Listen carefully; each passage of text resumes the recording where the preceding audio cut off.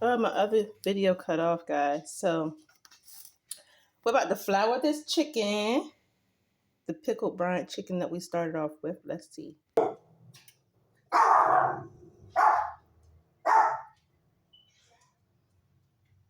They are crazy. Okay, so you gotta check out my other. Here's the batter mixture. I mean the flour mixture. My other video, which cut off, shows what I put in here. But you want to season your flour, of course. Now it's got flour and cornstarch. So we have our chicken that was marinating here in the pickle juice, the seasoned pickle juice. I'll say that. And what I do, I always do. My mom used to do it, but I cut slits in my chicken like this, just to, I guess she used to do it to make sure it cooked all the way through or that it was seasoned all the way through. I just do it. So you don't have to do it. But I usually, if I don't cut slits in my chicken legs, and I only do it with chicken legs. I do it with my chicken legs. But, yeah, you don't have to do it, but I just do that. And usually I take the skin fully off. I usually don't even keep this much skin on. That's a lot of skin for me. But I just crinkle it back. I don't really like the skin. I usually take the whole thing off. Boneless. I mean, I'm sorry, not boneless, but skinless chicken legs. And you can never tell because people are like, ooh, the skin's so crispy. There's no skin up there, but this time I just left some up there. But even anywho, I got my pan getting ready to get hot. So while that's heating up, let's go ahead and batter this chicken. And what I like to do, I push it down in the flour. Just push that jank right on down in there. Yep, just like that. Ooh, it smells good already before. And you see that part that's open? Yep, put that flour right on in there too. Everywhere, everywhere, everywhere. You want to get your chicken seasoned and floured so, you know what I'm saying, it's nice and crispy and fried up all pretty. I'm going to flour the rest of it. I'm going to come back and show y'all. Okay, we got it all fried, dipped in the flour. Now, some people, you don't have to, but with your marinade, you want to wet your chicken a little bit once you get it floured. Put it back in that flour. It's okay. Put it back in that flour. It's been marinating less than 2 hours. So that marinade is not poisonous, guys. So you just took your chicken out of it. You want to put it back in there and you want to double coat it. You want to dip it into your marinade, or some people use water and dip their chicken back in the water. So don't be all on my video and my comments talking about, oh, no. They learn a few things before you start talking, okay?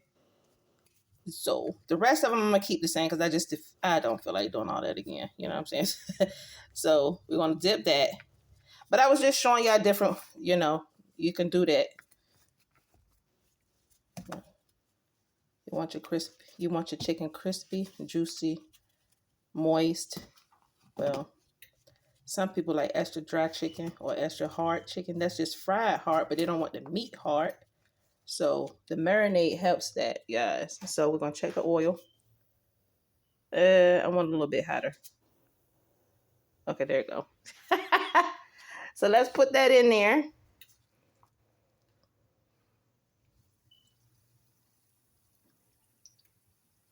Feel a little hotter. So I'm going to put all the chicken in there, and then we're going to come back, okay? All right, 2 pieces left. You don't want to overcrowd your pan. And I use a regular pan. I don't air fry. I don't use a Dutch oven. I usually use my Dutch oven over here, but I just didn't this time. So because I like how my chicken comes out when I pan fry it. So there's 6 pieces in there. I have 2 left. So obviously when one finishes, of course, I'm going to put the other one in there. And we're going to get back to you. You want to keep, look, let me tell y'all something, because my mom has a problem with this. When you're frying chicken and you want it crispy and all that stuff, if the oil is not covering it like mine, if you're not in the deep fryer, listen, don't keep moving and playing around with the chicken. Let the chicken let you know when it's done. And how it does that is the chicken will release itself from the pan.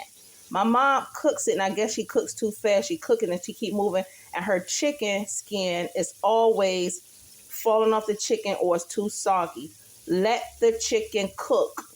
let it cook. And once you move it, if you shake the pan a little bit and that chicken moves and it lifts up from the pan, then you can flip it.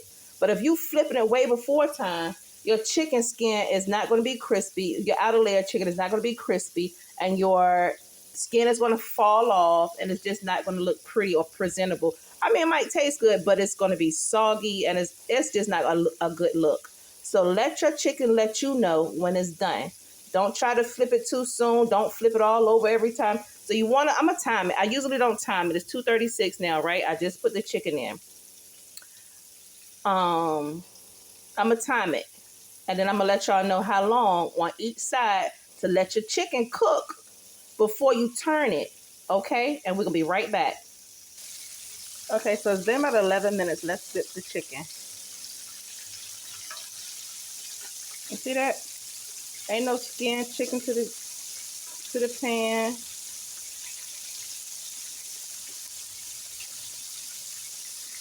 Sorry, y'all.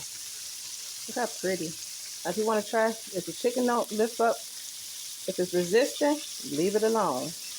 That means it's not had its time yet. Flip that chicken over. Look how pretty. All right, let's do this one. I try not to stab it so much but anyway. See, that's got a little resistance. You like this? It's not coming up. Neither is this one. Oh, that moved. So it's time to stay. Flip me now. Let's flip. Look how pretty. And the skin is all intact. Ma, like. But yeah, if it sometimes don't. Okay, there you go. And let's see how gorgeous that is. Look at that. So that was 11 minutes, y'all. So y'all, depending on y'all stove and y'all cooking time, I have mine a little. Let me put it on, like right there. But between 10-12 minutes, and depends on how fat and big your chicken legs are, or whatever kind of meat you're cooking. But it's you see how this spot is right here? Because I lifted a little bit before it was time. Well, but you know, it was ready. But it's just this spot right here. That's okay. It's still pretty. Look how brown and pretty chicken is.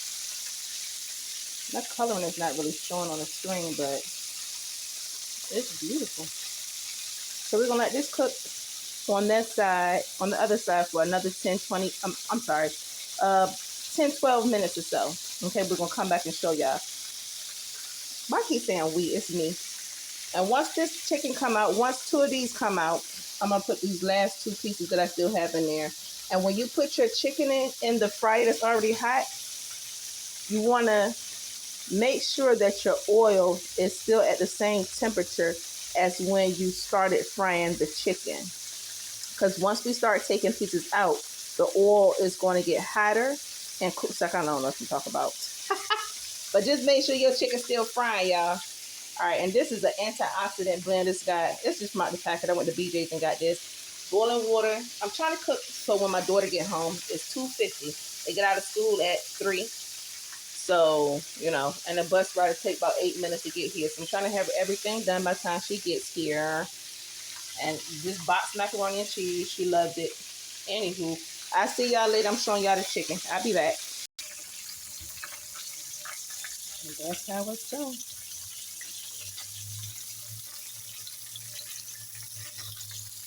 Let's see if I get better lighting for y'all.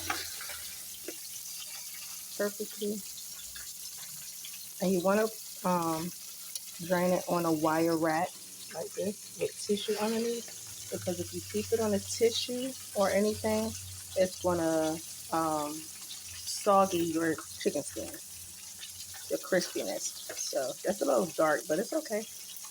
Yeah, I'm just showing y'all for real, because I'm gonna show y'all for real, for real. Let it drain. Like that. It's crispy. See how crispy it is over here? And I got the last two pieces in there frying, y'all. But yep, the crispy chicken. Let me break it open so y'all can see.